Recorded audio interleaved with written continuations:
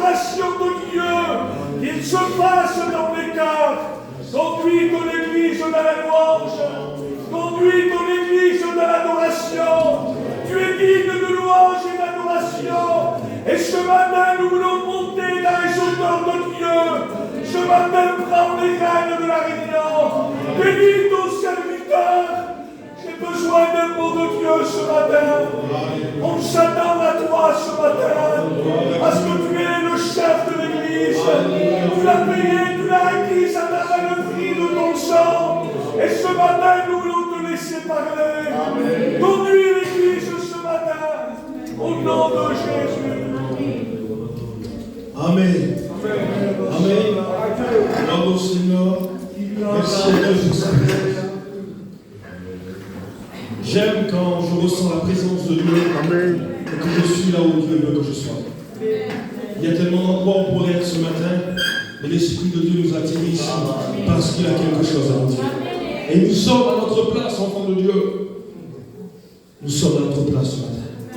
Pour l'adorer, le louer, le glorifier. Parce qu'ici, il y a quelqu'un qui est digne d'être loué. C'est notre Sauveur.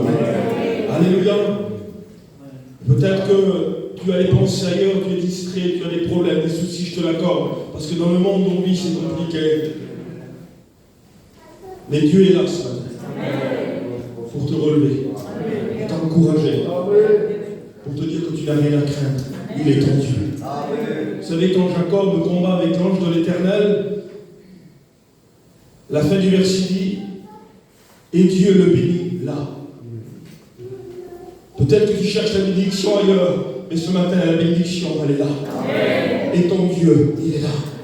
Amen. Est-ce que tu crois que Dieu est là ce matin? Alors chantons-le comme une louange. Dieu est là. Alléluia.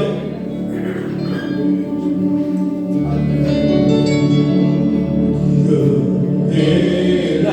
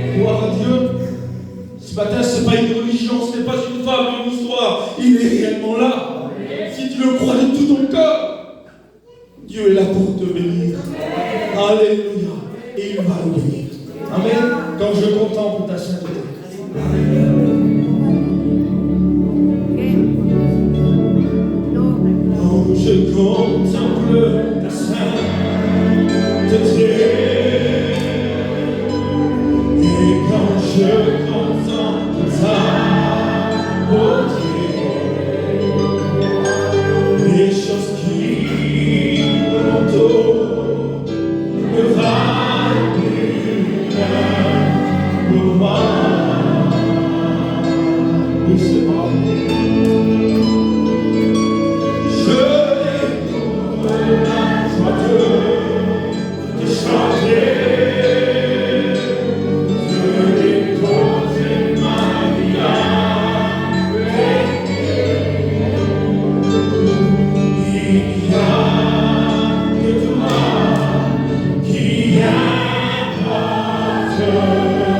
pour moi. Alors ce matin, nous allons l'adorer, alléluia. Je veux t'adorer.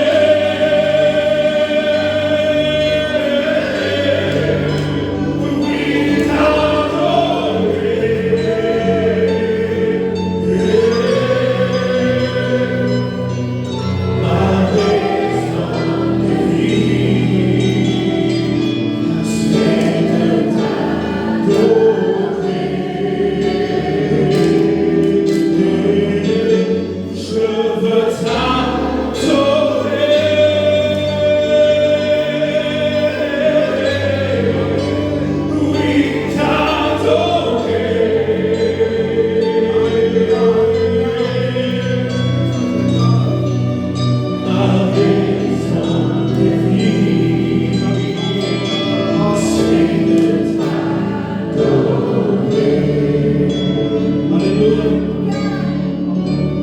quand je contemple ta sainteté et quand je contemple ta beauté, les choses qui m'entourent ne valent plus rien pour moi.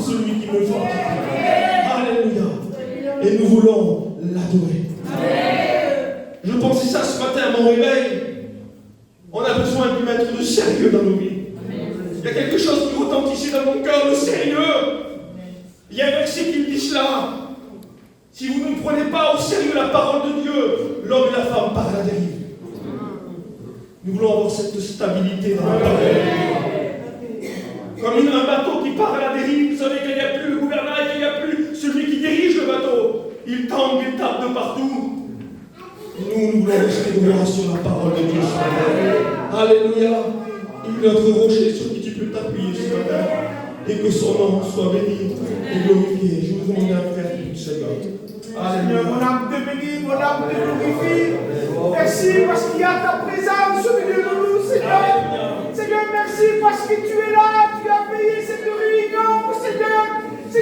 Bénis ton peuple, que ton peuple soit disposé, que nos cœurs soient, Seigneur, présents dans la réunion, Seigneur, que nos pensées, Seigneur, soyez, Seigneur, anéantis, parce que nous avons besoin de ton amour.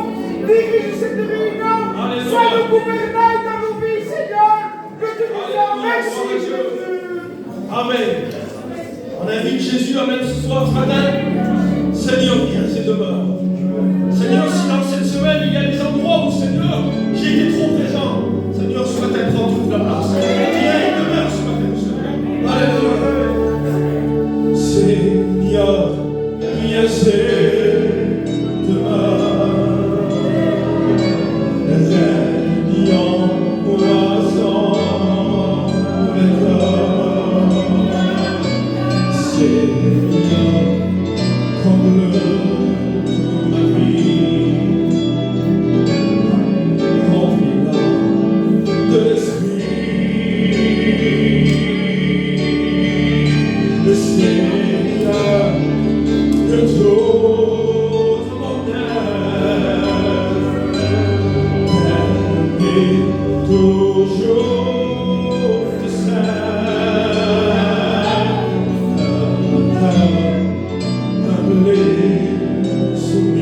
Alors ce matin, Seigneur, je te donne ma vie.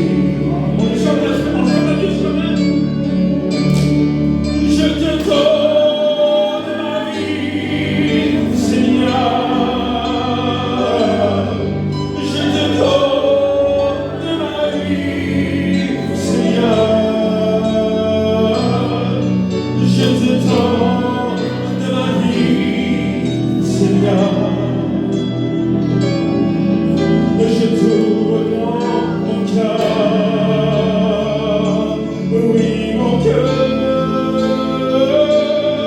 Je te donne ma vie, Seigneur. Je te donne ma vie, Seigneur. Je te donne ma vie, Seigneur. Je t'ouvre mon cœur. Dis-lui comme une prière ce matin. Seigneur, viens, c'est demain. Régnant oiseau vainqueur. Seigneur, comble ma vie. De l'esprit, le Seigneur, que tout mon âme t'aime toujours de ça. D'un cœur humble et soumis. Je te donne ma vie. Je te donne ma vie, Seigneur. Je te donne ma vie, Seigneur. Je te donne ma vie, Seigneur. Je t'ouvre mon cœur, oui mon cœur. Je te donne ma vie, Seigneur. Je te donne ma vie, Seigneur. Je te donne ma vie, Seigneur. Je t'ouvre mon cœur. Amen. Gloire à Dieu. On ne trouve pas Dieu avec son intelligence, sa capacité. Dieu se laisse trouver avec un cœur brisé. Il regarde mes cœurs, il te connaît parce qu'il t'aime. Il sait ce matin, en te levant ce que tu pensais, les souffrances de ton cœur. Mais à travers sa parole, Dieu peut te consoler. Dieu peut te rétablir. Alléluia. Tu es à la bonne place ce matin. Béni soit Dieu, j'aimerais prier le Seigneur avec vous. Seigneur, je bénis ton nom et ta grâce. Je bénis ton nom pour ta présence qui est au milieu de nous. Merci parce que, Seigneur, j'ai la grâce d'être ici ce matin. De pouvoir, Seigneur, être appelé enfant de Dieu. Tu vois ton peuple, tu connais tout, tu sais tout, Seigneur. Que ta parole, Jésus, pénètre lui, Seigneur, l'âme au plus profond. Qu'elle soit comme une flèche, qu'elle vienne briser, Seigneur. Ce qui ne te convient pas. Ce qui ne te convient pas, Seigneur, qu'il soit ôté au nom de Jésus. Et Seigneur, si dans cette semaine, Seigneur, j'étais trop présent, je t'en supplie, que ta parole vienne prendre le contrôle total de ma vie. Au nom de Jésus. Je veux me voir dans la parole ce matin. Dans le miroir de ta parole, je veux me voir. Parce que ta parole me concerne. J'ai besoin que le ciel s'ouvre. J'ai besoin d'écouter ta voix, Seigneur. Parle-nous. Au nom de Jésus-Christ. Amen. On chante un dernier cœur, alléluia. Et on laisse la place à la parole du Seigneur.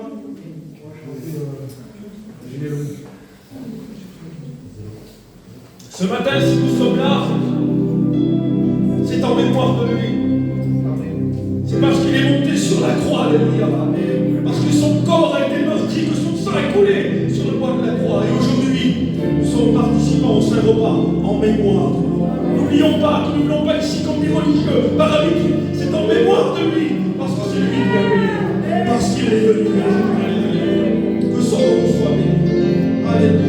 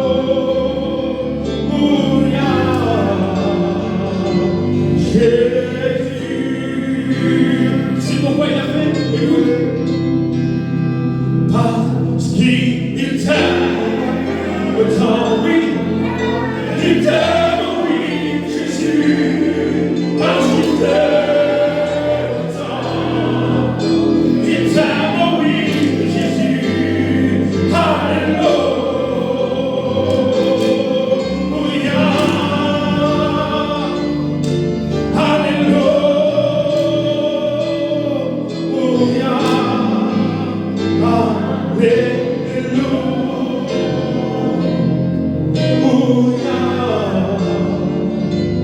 Jésus.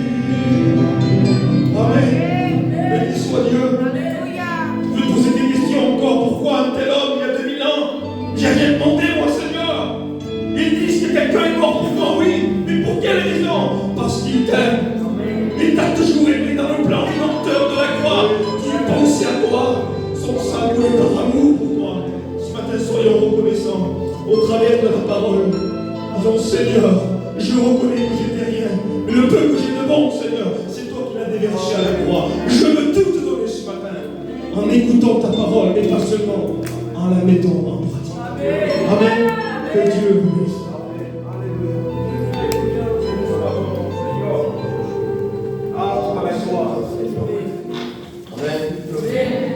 Béni soit Dieu. Eh bien, je suis heureux d'être avec vous ce matin. Je ne vais pas enjoliver ces moments. Je le sais, je suis heureux d'être au milieu de vous. Dieu a déjà béni et il va continuer. Amen. Gloire au Seigneur. On va méditer un message qui se trouve dans l'un de mes livres préférés de la Bible, le livre des Cantiques, qui sera pour nous un sujet de bénédiction ce matin. Merci à tous mes frères serviteurs de Dieu qui permettent bien que je prenne la parole ce matin. Je voudrais dire avec une grande humilité de cœur que mes frères n'ont pas besoin de moi pour prêcher. On n'est pas indispensable dans l'œuvre. Vous comprenez ça? Il y en a qui se croient presque indispensables. Oh, si je ne suis pas là, ça ne se fait pas. Je t'assure que tu te trompes. Dieu prend soin de son œuvre. Amen. Je crois que bientôt il faudrait prêcher derrière un rideau pour que personne ne nous voie. Mettre plus de valeur à ce qui a de la valeur, la Bible, la parole. Amen.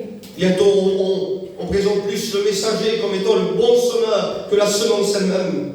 N'oublions jamais, mes frères serviteurs de Dieu, n'oublions jamais que la véritable puissance se trouve dans la semence. Amen. Alléluia. C'est la semence qui porte la vie. Et ce matin, alléluia, Dieu, par sa grâce, nous donne la grâce et l'opportunité de travailler dans son œuvre. Nous ne sommes pas indispensables. Dieu nous fait grâce. Amen. Amen. Et que son Saint-Nom soit béni ce matin. Amen. J'aimerais qu'on lise un verset qui va être un tremplin pour l'étude de ce matin, pour le message de ce matin. Écoutez ça. Nous allons lire dans 2 Corinthiens 11 et au verset 2. Car je suis jaloux de vous d'une jalousie de Dieu, parce que je vous ai fiancé à un seul époux, pour vous présenter à Christ comme une épouse pure. Amen. Amen. Comme une épouse pure. Amen.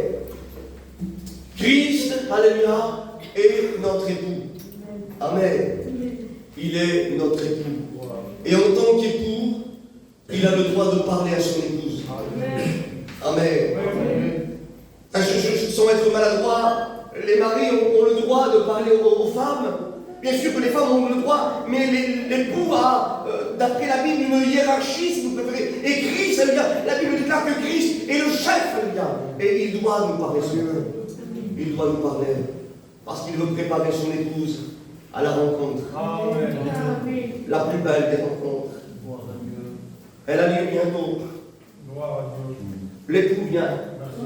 Et il veut que son épouse soit prête à cette rencontre extraordinaire, divine dans le ciel. Amen. Alors on rentre dans le message, il est déjà tard. Béni soit Dieu.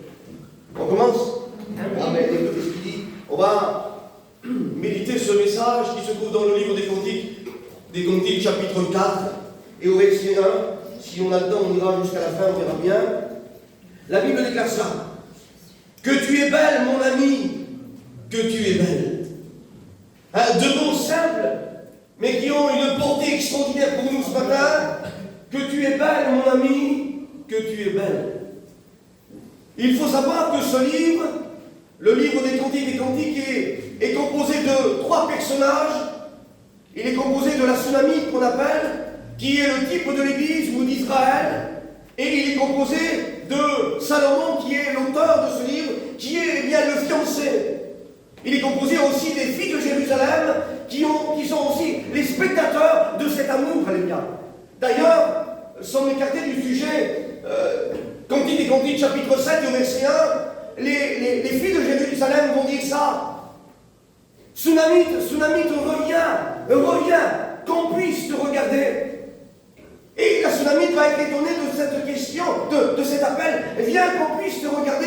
Elle dit, pourquoi voulez-vous me regarder? Et les filles de Jérusalem vont dire ça. Ils vont dire, car vous êtes comme de cœur. Et je m'excuse pour les personnes peut-être en deuil. Mais il dit, ce sont comme de cœur qui dansent. Comme de cœur qui dansent, c'est-à-dire, vous êtes dans l'harmonie. Lorsque vous dansez, vous êtes comme de cœur qui sont dans l'harmonie. Eh bien, Dieu, alléluia, le fiancé veut préparer son épouse à avoir une harmonie parfaite avec l'époux. Que rien ne nous sépare, que nos idées ne nous séparent pas de cette harmonie spirituelle. Dieu, ce matin, peut-être va ôter des choses en nous pour qu'on fasse qu'un. Amen. Amen. Que tu es belle, mon ami, que tu es belle. Voyez-vous, quand Jésus parlait dans les évangiles, souvent, Jésus disait en vérité. Ça peut paraître un peu bizarre de dire deux fois la même chose, mais c'est pour exprimer, eh bien, que ça ne vient pas simplement de la bouche, mais que ça vient du cœur. Que tu es belle. C'est-à-dire que tu es belle de l'extérieur, mais que tu es belle de l'intérieur. Vous savez, sans être maladroit, dans nos réunions ce matin, tout le monde est beau.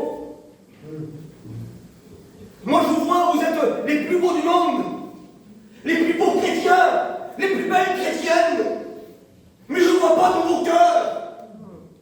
Tu peux dire ce matin à celui qui prêche, c'est le meilleur des pasteurs. Tu ne connais pas ma vie. L'importance, ce n'est pas ce qu'on dit les uns des autres, bien que c'est important le témoignage. Mais je veux que quand Dieu voie ma vie, qu'il dise tu es beau de l'intérieur. Église du Seigneur, Jésus voudrait mettre l'accent ce matin sur l'intériorité de nos vies. Plus que l'extérieur, l'intérieur doit être beau.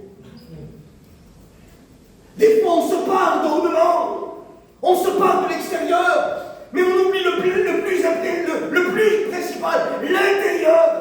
Parce que la Bible, c'est l'intériorité. Amen. La Bible, c'est l'intériorité. Écoutez, on va lire un verset. 1 Pierre 3:3, écoutez ce qu'il dit. Ayez donc cette parure extérieure qui consiste dans les cheveux tressés, les ornements d'or ou les habits qu'on revêt, mais la parure intérieure qui est cachée dans le cœur, la pureté, l'incorruptibilité d'un esprit doux et paisible, qui est un grand prix aux yeux de Dieu. Amen. Qui est un grand prix aux yeux de Dieu. Amen. Il nous dit ce verset de la Bible que ce qui compte, alléluia, ce n'est pas les parures, c'est l'intérieur. Voyez-vous, Jésus voit des choses qu'on ne voit pas. Le livre des Cantiques, chapitre 7, verset 2, va faire un compliment à la Tsunamite. Il va lui dire que tes chaussures, que tes pieds sont beaux dans tes chaussures. Que tes pieds sont beaux dans tes chaussures. Et si on veut, nous, se faire un compliment, ça va être sur le vêtement, sur les habits, sur les chaussures. Que tu as des belles chaussures, mon ami. On peut même se renseigner où est-ce qu'on les a achetées. Parce que nous, ce qu'on voit, c'est l'extériorité. Mais parfois, les chaussures, c'est un cache-misère. Allez, je détends un petit peu l'atmosphère. On peut avoir de très belles chaussures et de très vieux pieds. Les pieds, c'est ce qui est caché. Et Jésus peut souligner quelque chose. Il dit qu'ils sont beaux tes pieds, à l'intérieur de tes chaussures. Dieu voit les choses cachées. Des fois, personne ne te voit. Jésus te voit. Il connaît tes œuvres. Il connaît ton parcours. Écoute bien. Jésus, ce matin, ne veut pas faire le cordonnier et réparer l'extérieur de la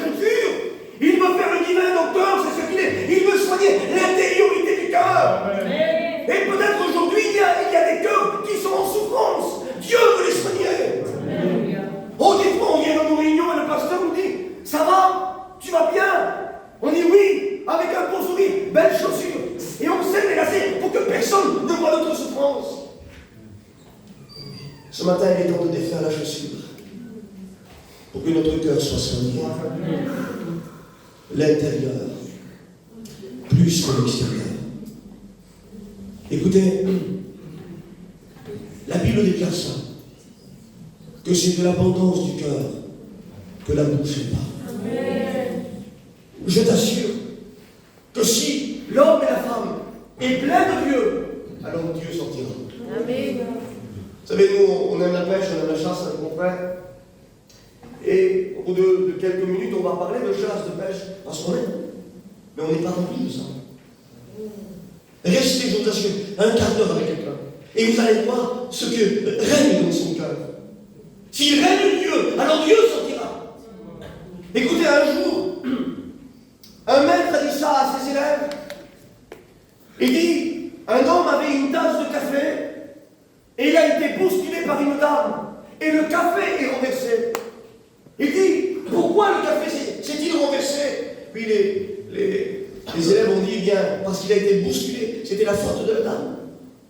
Il dit non. Parce que s'il contenait de l'eau, il aurait renversé de l'eau.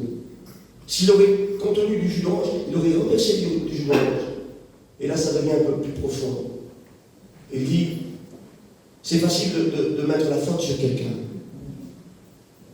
Il dit, quand la vie te bouscule, ce qui va sortir de toi, c'est ce que tu es plein. Quand la vie te bouscule, si tu es plein de jalousie, la jalousie va sortir. Si tu es plein de haine, quand la vie te bouscule, la haine va sortir. En réalité, les autres, ce sont que des révélateurs de ce qu'on est. La vie parfois nous bouscule et on met la faute sur les autres, mais c'est ce qu'on est à l'intérieur qui ressort. Et Dieu ce soir, alléluia, ce matin, il voudrait faire le ménage ce matin. Sortir les impuretés de nos cœurs. Et quand il regarde nos vies, qu'ils disent que tu es belle, que tu es belle. Amen. Gloire au Seigneur. Que tu es belle, que tu es belle. On continue. Ça serait trop long. Il dit, écoutez, que tu es belle, mon ami, que tu es belle. Tes yeux sont comme des colombes derrière ton voile. Voilà les compliments que l'homme va faire à cette femme. Que tes yeux sont comme des colombes derrière ton voile. Nous savons que les colombes, c'est le symbole de la pureté. C'est le symbole de la pureté, c'est-à-dire que là, c'est le regard pur. C'est la pureté du regard.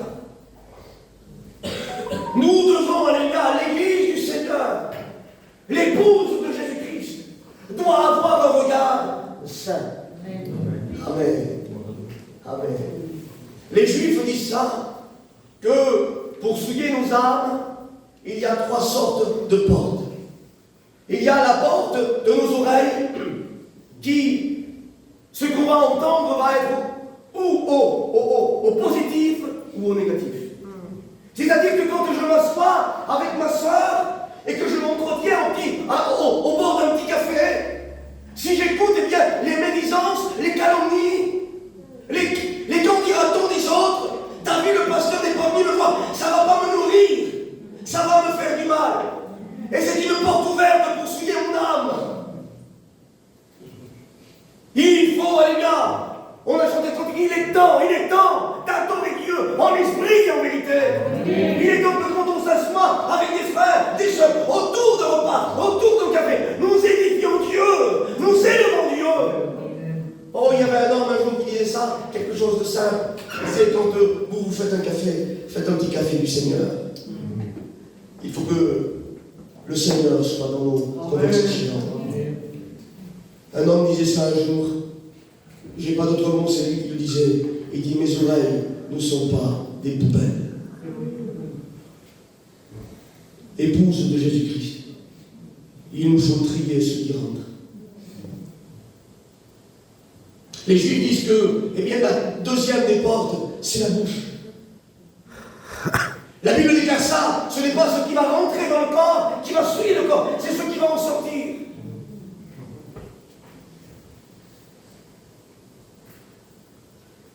À ce matin, j'aurais préféré que le pasteur dise, Seigneur peut te bénir. Nous avons besoin d'entendre ce que Dieu a dit. Nous devons parler de Dieu, vivre Dieu, déborder de Dieu. Et si notre cœur est plein, Dieu sortira. Et là, il nous parle de la pureté du regard. Nous ne devons pas mettre n'importe quoi devant notre regard. Nous devons avoir un regard saint, un regard pur.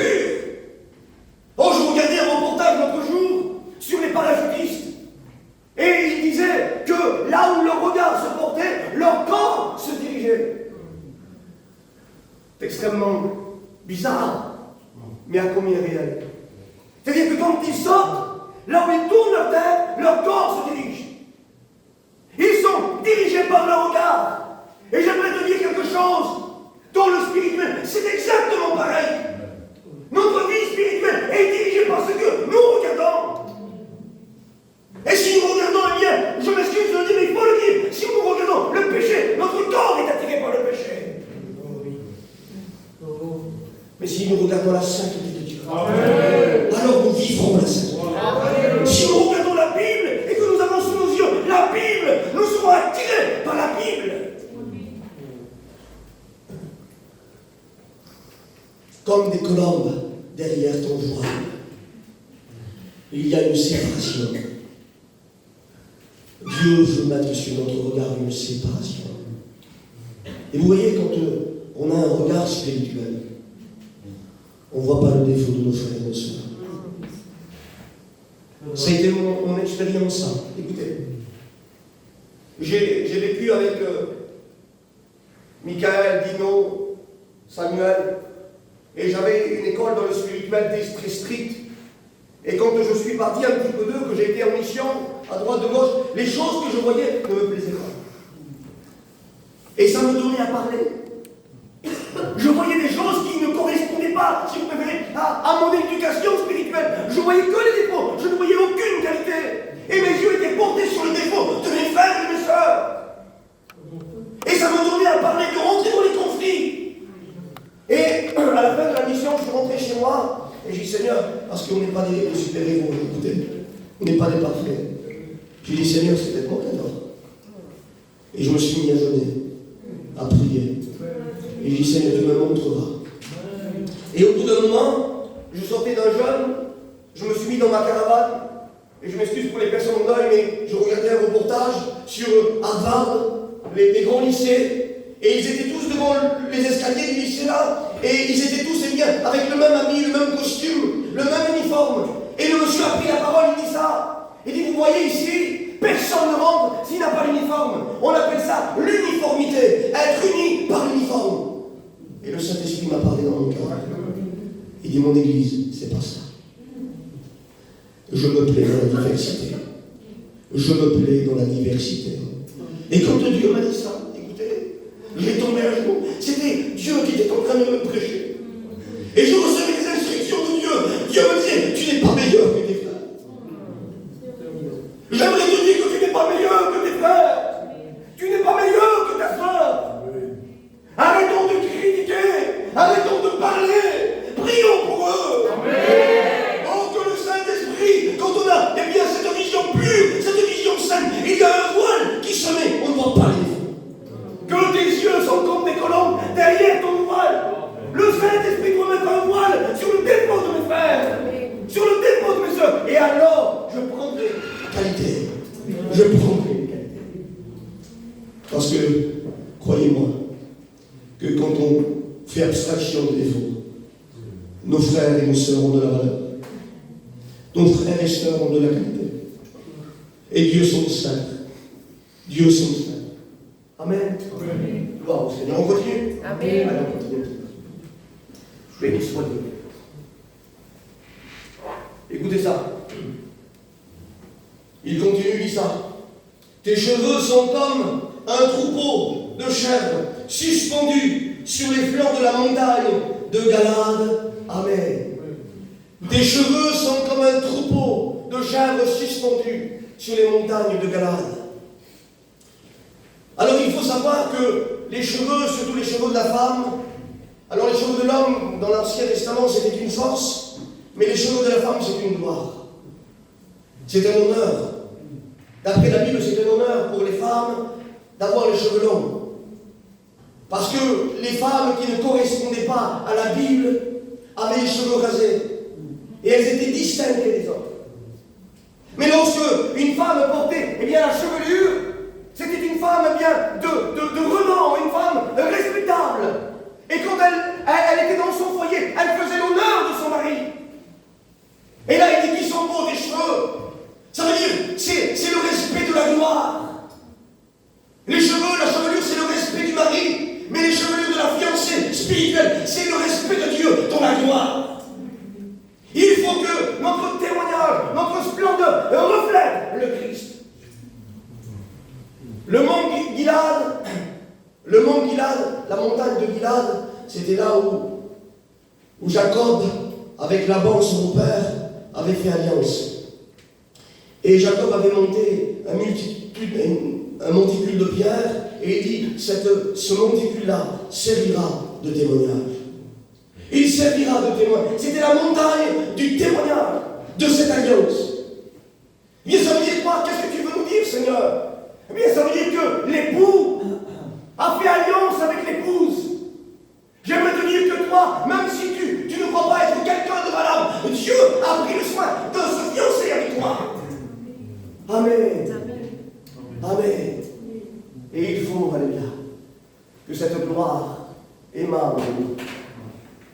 Que quand on passe dans les foyers, que quand on passe à l'extérieur, les gens nous voient et ressembler à celui qu'on aime.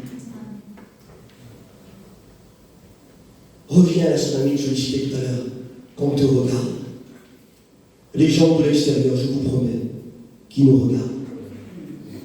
Ils ont les yeux fixés sur l'Église. Et si notre témoignage ne correspond pas, vous savez ce qu'ils vont dire? Si c'est pour être comme lui ou pour elle ou comme elle, je préfère rester comme je suis. Mais si l'homme de prière, la femme de prière, se tient dans la communion de Dieu avec un témoignage qui reflète le Christ, alors il dira, il me donne envie de devenir chrétien. Amen. Il me donne envie de venir à l'assemblée. Ils vont te suivre. Écoutez l'évangile pur. Amen. Gloire au Seigneur. Amen. Amen. On continue. Amen. Écoutez ce qu'il dit. J'aime ce passage. Tes dents sont comme un troupeau de brebis tondues, qui remontent de l'abreuvoir. Toutes portent des jumeaux. Aucune d'elles ne sont stériles. Tes dents sont comme un troupeau de brebis tondues. On aurait pu faire le culte ce matin que sur ce verset. Il est tellement riche. Je priais ce matin avec mon frère TJ, et il a dit dans sa prière, Seigneur, et ça m'a béni, il disait que parfois la parole de Dieu est dure à mâcher, mais lorsqu'on l'avale, elle fait bien. Amen. Il ne savait pas sur quoi j'allais prêcher, je bénis Dieu, parce que Dieu nous fait des petits clins d'œil des fois. Que tes dents sont comme un troupeau de brebis tondues. Quand vous voyez dans les verts pâturages des brebis qui sont tondues, elles sont toutes blanches. C'est la pureté de la bouche.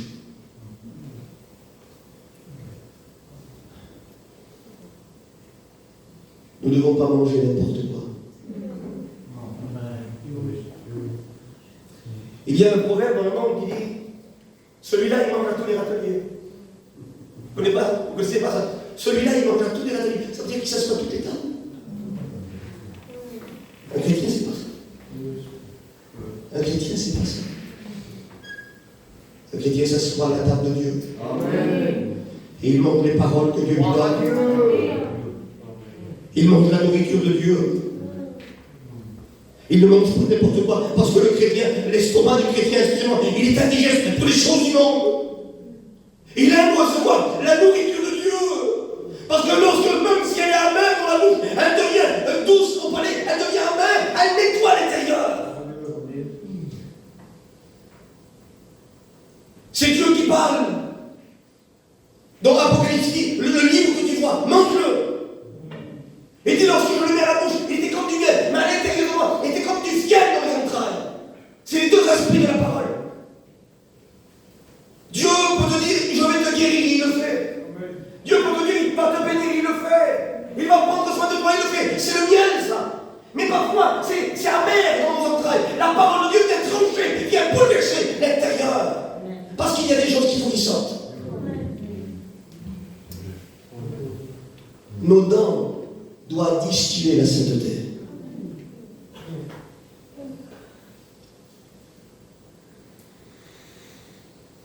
Il y a dans la Bible, Jérémie 31, verset 29, il va dire, ce sont les parents qui ont mangé les raisins verts, et ce sont les dents des enfants qui sont gâtés. Ce sont les parents qui ont mangé les raisins verts, ce sont les dents des enfants qui sont gâtés. C'est les conséquences des mauvais choix, les conséquences des mauvaises actions, les conséquences des mauvais mots. Je voudrais nous conseiller ce matin. Faisons attention à ce qui sort de notre bouche. Faisons attention à nos mots. Un chrétien ne dit pas n'importe quoi.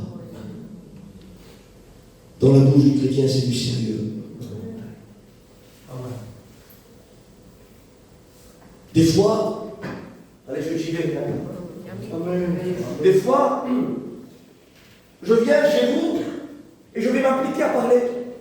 Parce que je veux garder à l'extérieur un bon témoignage. Mais parmi ma famille, mon foyer, je me permets de dire des choses qui ne correspondent pas à la parole. La Bible est claire, elle dit ça. Tes dents sont comme un troupeau de brebis, tous se ressemblent, tous portent des jumeaux. Ça veut dire que dans la bouche du chrétien, pas de discours, un seul discours. Amen. Tous mes mots doivent se ressembler. Toutes mes paroles doivent se ressembler. Une seule direction, la Bible, la sainteté, la sainteté. Tous portent des jumeaux. Ça veut dire que quand je regarde le frère, ici devant lui, je dis, je t'aime mon frère. C'est vrai. Dehors, je veux dire, j'aime pas ton frère. Il y a des choses qui ne correspondent pas. Deux discours. Non, il faut qu'ils soient comme des jumeaux. Ce que je dis devant, je le dis là-bas. Amen. Un seul discours doit sortir de ma bouche, la sainteté. Amen. Il dit, tes dents sont comme un troupeau de brebis, remontant de l'abreuvoir. Remontant de l'abreuvoir. Vous savez pourquoi ils montent? Ils remontent de quelque part. Ils sont descendus pour boire. Ils remontent de l'abreuvoir. Quand un chrétien a une brebis du Seigneur vient boire, jamais il ne descendra. Toujours il montera. Amen. Amen. Parce que l'eau de la Bible, l'eau de l'Évangile nous fera monter. Les choses qu'on va ingurgiter dans le monde nous fera descendre, mais la Bible nous fera monter. Oh, peut-être que tu as, je m'excuse, mais bu des choses du monde, bu des mauvaises nouvelles, bu eh bien, des choses qui ne t'ont pas fait plaisir, et à cause de ça, peut-être que tu as descendu. Ce matin, le Seigneur te dit, viens. Et viens à l'abreuvoir. Viens à l'abreuvoir. Viens te nourrir, viens, brebis du Seigneur, viens boire l'eau qui va désaltérer ton âme. Tu vas monter. Stop la descente. Maintenant, tu vas monter. Amen. Amen. Gloire au Seigneur, on continue un petit peu. Amen. Que Dieu soit glorifié. On est bien? Amen. Gloire à Dieu. Juste, je dis ça et je passe à autre chose parce que c'est trop important. Au niveau des dents, il dit aucune d'elles ne sont stériles. Ça veut dire que si on se nourrit de la parole, si on se nourrit de la sainteté, nos paroles vont enfanter la vie. Amen. Gloire à Dieu. Nos paroles vont enfanter la vie. Je suis sûr ce matin qu'il y a des foyers divisés, ou peut-être le mari n'est pas chrétien, ou la femme n'est pas chrétienne. Et si tu vis une vie de Dieu, si tu viens à l'abreuvoir, si tous les jours quand ton mari rentre ou que ta femme rentre, il te voit les yeux sur la Bible, en train de boire l'évangile, en train de boire la parole, alors ce que tu vas dire va porter la vie. Amen. Va affronter la vie sur tes enfants, sur ton entourage. Enfante la vie, vis la vie de Dieu et tu enfanteras la vie. Amen. Il est temps, bien-aimé de Dieu, de se nourrir de la vie pour apporter la vie. Oh, c'est Payan, notre ancien, l'enseignant qui disait ça. Il disait, si vous ne vivez pas ce que vous prêchez, jamais ce que vous prêchez portera la vie. Nous devons vivre la vie. Amen. Si nous voulons que les autres vivent, vivons-nous. Alléluia. Je parle à la jeunesse. Vivez l'évangile.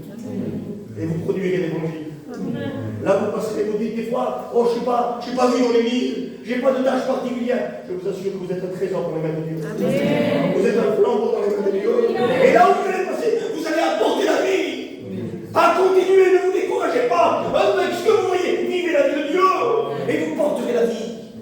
Alléluia. Il y a des anciens, des fois, qui ne se permettent même plus de parler, des fois. Presque à retraite.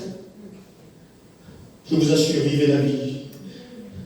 Et votre entourage recevra la vie. Ne t'arrête pas, continue. Continue, continue. La vie va jaillir. Amen. Gloire au Seigneur. Allez, bien, on continue. Allez.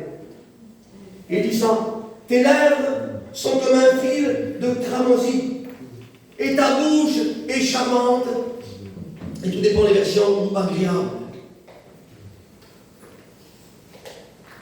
Ta bouche est un fil de cramoisi.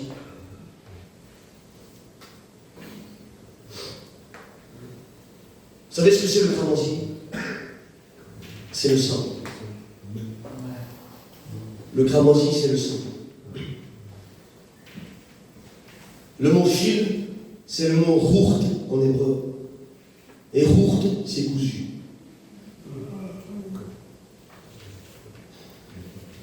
Notre bouche doit être cousue par le sang. Amen.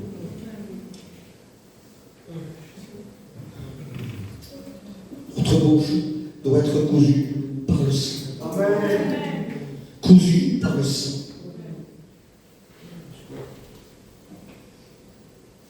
Des fois, il y aurait des choses où je pourrais parler. Où j'aurais toutes les raisons de parler. Mais parce que ma bouche, elle est cousue par le sang, je ne parle pas. Je me tais. Je me tais. Parce que l'évangile, alléluia, prendra soin de nous. Écoutez, Jésus va dire ça un jour. Je suis un ver et non un homme. Je suis un ver et non un homme. Le mot ver, c'est le mot tola, en hébreu. Je m'excuse, mais ce n'est pas le ver qu'on connaît. Le ver de terre, c'est pas ça. C'est une bête comme un genre de petit scarabée. Il s'appelle tola. Et c'est à cette bête-là que Jésus fait allusion. Je suis un tola. Et ce tola va avoir une particularité pour bien engendrer ses enfants. Il va monter sur un arbre. Écoutez l'exemple extraordinaire. Cette petite bête va monter sur l'arbre, sur le bois, et il va tellement serrer fort, qu'il va faire qu'un avec l'arbre. Il va être soudé à l'arbre. Il ne pourra plus chanter faire. Il est soudé. Et pour que ses enfants viennent à la vie, il la mange de l'intérieur pour sortir à l'extérieur. Et dès qu'ils sortent, l'histoire nous dit qu'un acre comme une encre indélébile va les absorber. Il va les revêtir, si vous préférez, d'un acre qui ne partira jamais. Ils sont tachetés de l'encre de la mer. Je pensais à ça. Quand tu es la petite bête, toute seule, elle est sur la petite branche. Personne ne la voit. Une petite insecte va lui parler. Hé, t'es pas la fille d'un tel? Si, pourquoi tout ça? Tes couleurs me le font rappeler. Elle est toute seule au pied de l'arbre. Une petite bête vient. T'es pas le fils d'un tel? Si, qui c'est qui t'a dit? Tes couleurs me le rappellent. Tu vois les couleurs de ta mère qui t'ont enfanté. Christ nous a enfantés. Et il nous a marqués de son sang. Amen. Partout où on passe, les gens doivent voir le sang de Christ sur nos vies.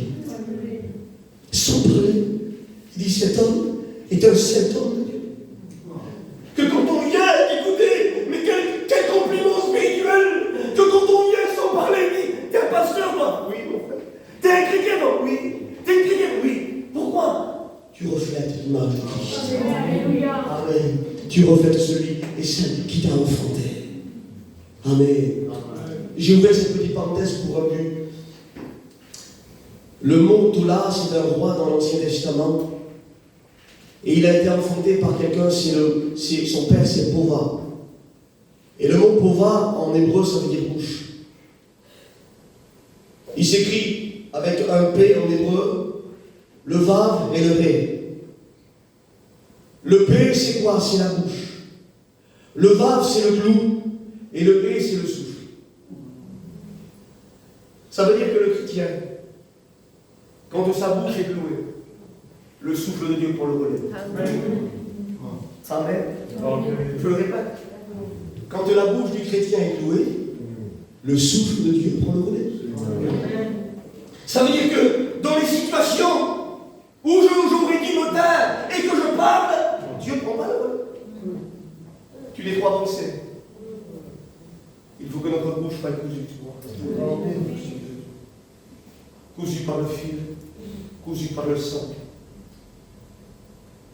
Il faut que dans nos situations, s'il y a des situations bloquées, je vous le dis, je ne sais pas pourquoi je le dis, mais je voudrais le dire pour une personne peut-être. Il y a peut-être dans ton foyer des choses qui sont bloquées à cause d'un mot que tu as dit. Vous savez, des fois, la Bible, la parole, elle est comparée à une épée. Et tant qu'on la tient, tout va bien. Mais des fois, un mot, c'est comme une flèche. Dès qu'on l'a lancé, on ne peut plus l'entendre. Mais le Seigneur te dit ce soir, ce matin, il y a une solution. Demande-moi pardon. Il faut que le sang règne sur tes lèvres. Et alors, je prendrai le relais. Laisse-toi clouer par l'évangile. Laisse-toi clouer par le sang. Et je prendrai le souffle. Le souffle va prendre le relais. Vous savez que parfois, écoutez, j'ai cette image d'un vent, comme une tornade. Des fois, la tornade vient, le souffle vient, et il balaye tout sur son passage. Eh bien, Dieu est capable, par son souffle divin, de balayer même nos mots qu'on a dit, pour renverser la situation, pour débloquer la situation. Oh, que ta bouche ce matin soit clouée par l'évangile. Que le sang règne sur ta bouche. Amen. La pureté de nos mots. Alléluia. Amen. Amen. Allez, on continue. Waouh, Seigneur. Allez, je me dépêche. Vous avez 2 minutes? Amen. Écoutez ça. Il dit que tes lèvres sont comme un fil de cramoisi et que ta bouche est charmante ou agréable. Je vous assure que quand nos lèvres baignent dans le sang, nos mots sont agréables. Parce que quand il n'y a pas le sang, il y a nous. Quand il n'y a pas le sang, il y a nous. Et nous, parfois, on fait mal.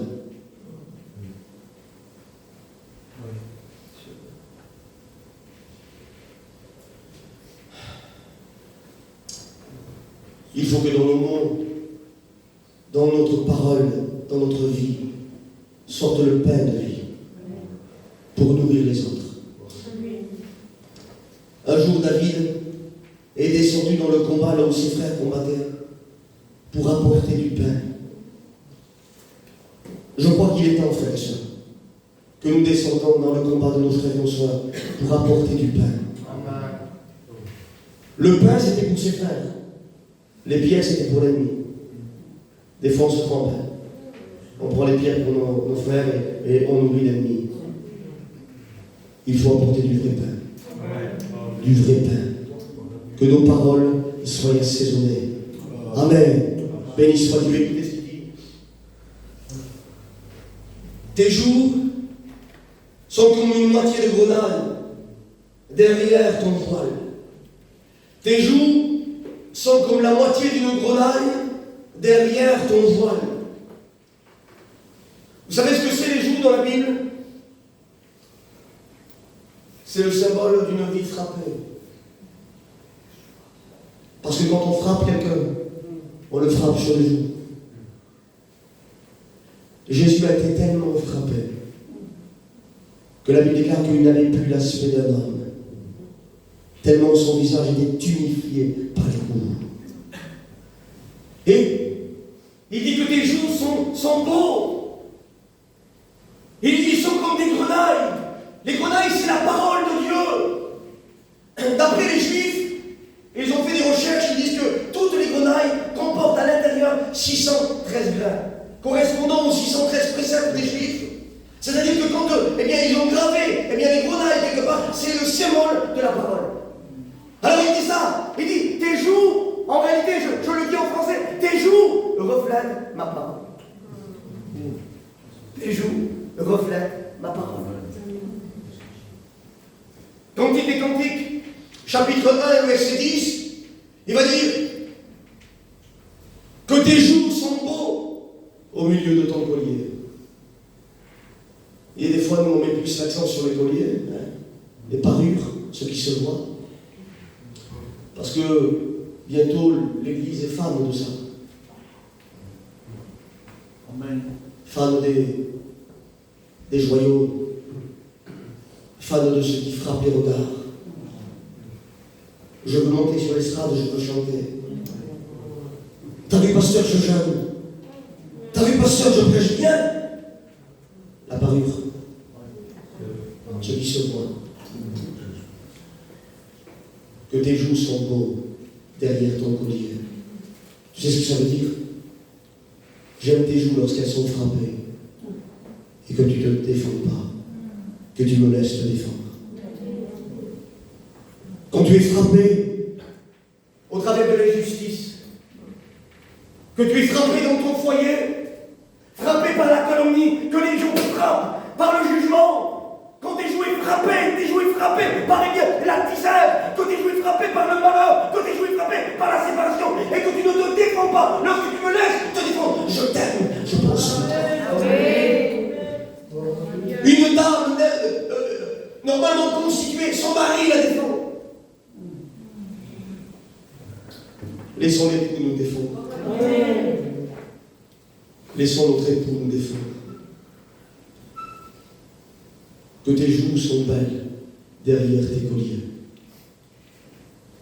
derrière ton voile. Il y a encore le voile qui est là.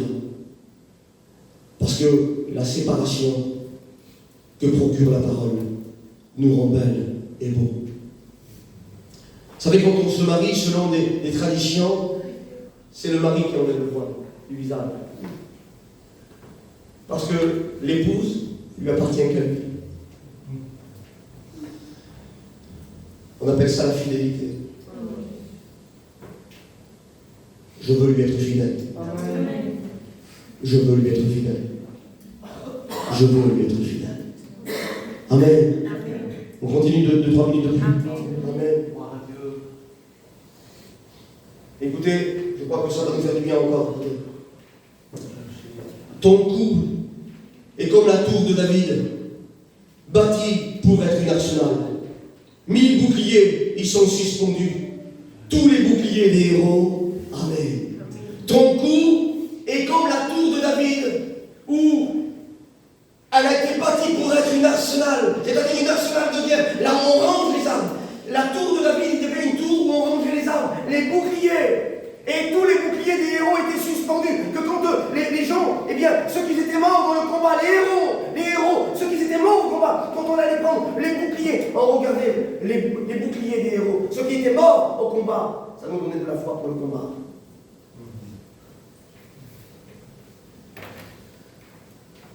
Vous savez ce que le cou représente dans la Bible? On le voit aussi dans le Cantique des Cantiques, chapitre 1, verset 10, lorsqu'il parle des joues, il va parler aussi du cou. Il va dire que ton cou est beau au milieu des perles.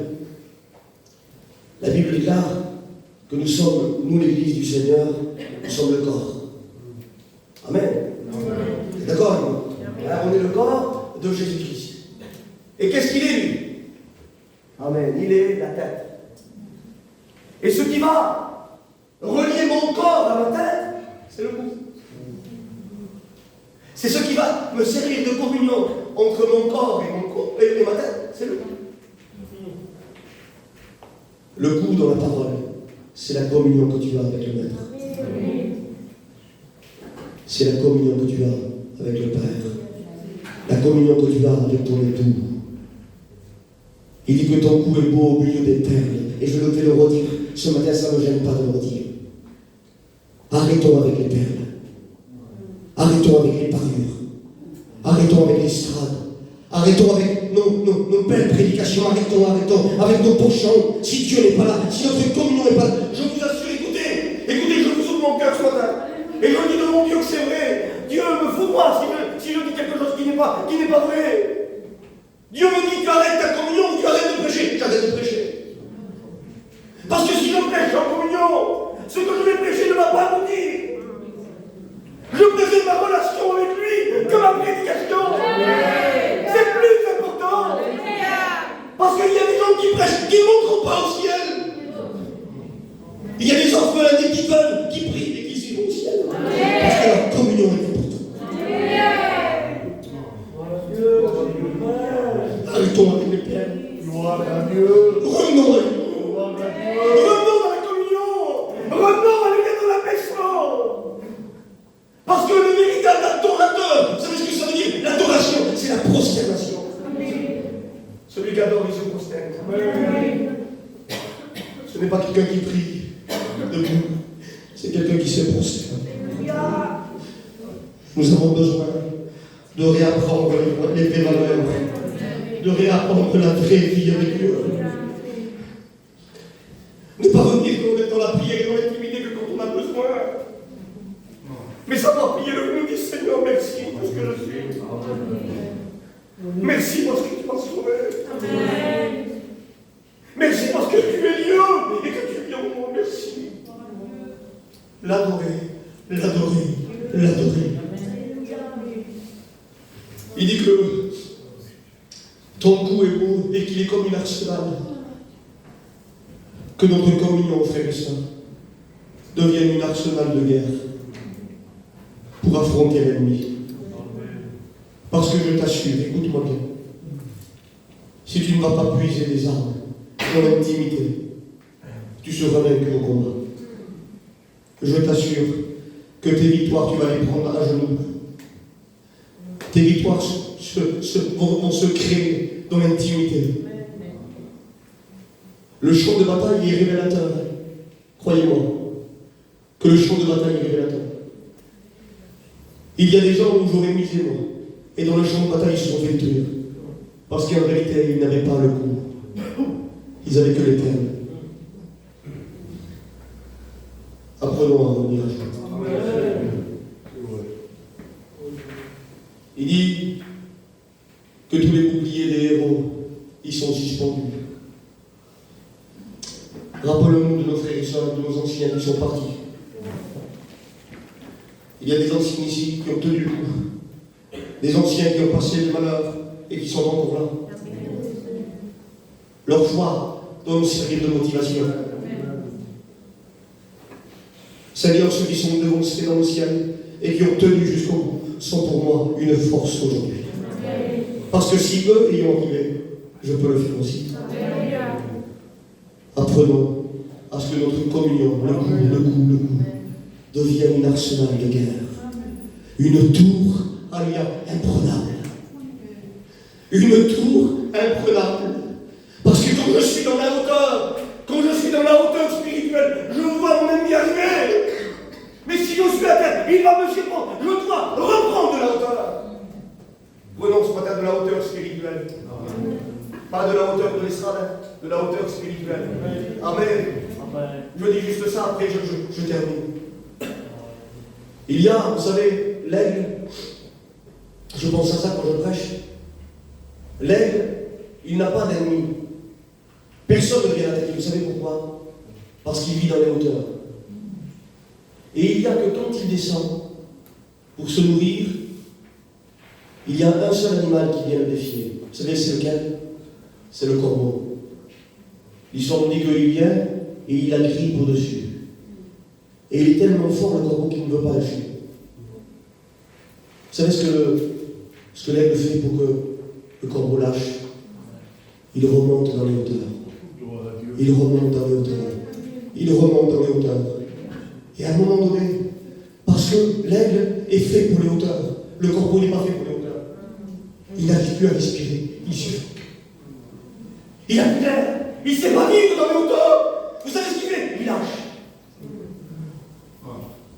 Je t'assure qu'il y a des choses qui collent à notre peau. Et tant qu'on n'est pas dans les hauteurs, ça ne lâchera pas. Montons ce matin. Montons ce matin. Montons dans les hauteurs. Et les choses vont lâcher prise. Allez, je termine. Le dernier verset. Écoutez ce qu'il dit à la fin. Il dit: tu es toute belle, mon ami. Il n'y a en toi aucun défaut. Tu es toute belle, mon ami. Le verset a commencé comme ça. Tu es belle, que tu es belle.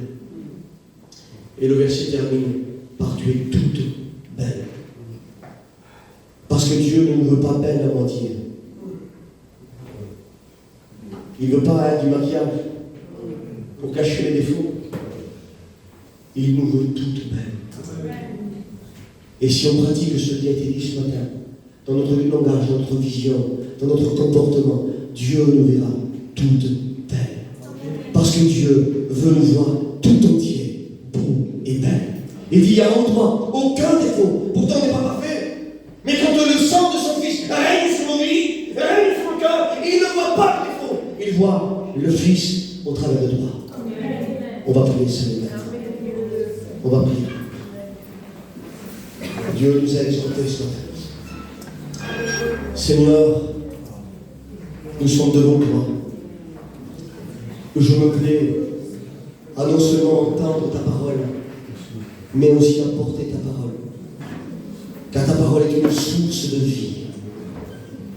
Seigneur, voilà ma prière pour ma vie ce matin. Que ton sang règne sur ma vie. Que ton sang soit sur ma bouche. Que ton sang soit sur mes yeux. Que ton sang impacte mes mains. Que ton sang impacte mes pieds. Que ton sang impacte mon esprit. Afin que même mes pensées cachées soient pures devant toi. Oh, que je sois imprégné dans ma totalité. Dans ce qui se voit, mais ce qui ne se voit pas. Seigneur, je veux être beau de l'extérieur, mais beau de l'intérieur. Oh, que ton regard soit sur nous ce matin. Et que le sang règne sur nos vies. Nous sommes d'accord avec ta parole. Nous voulons, Seigneur, être cette épouse parfaite que tu vas revenir chercher. Je t'adore, Seigneur. Amen. Amen. Je laisse la place au frère. Alléluia.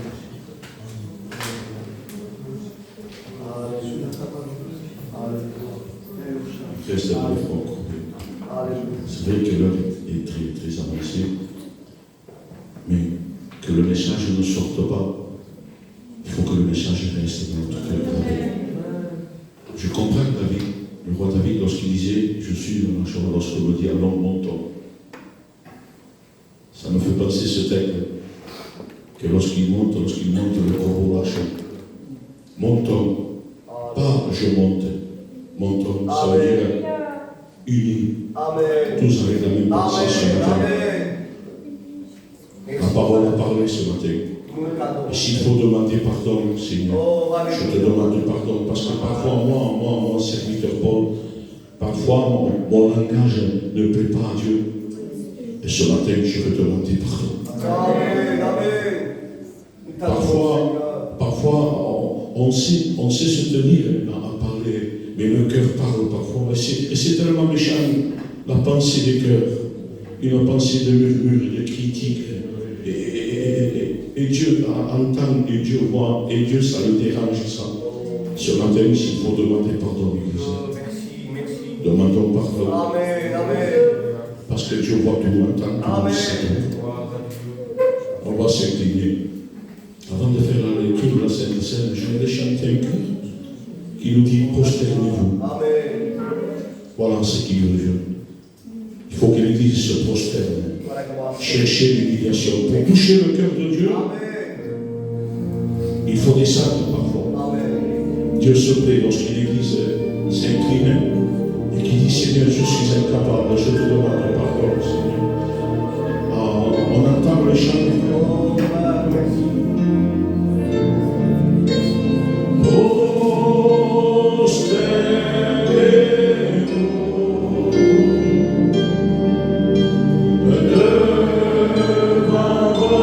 votre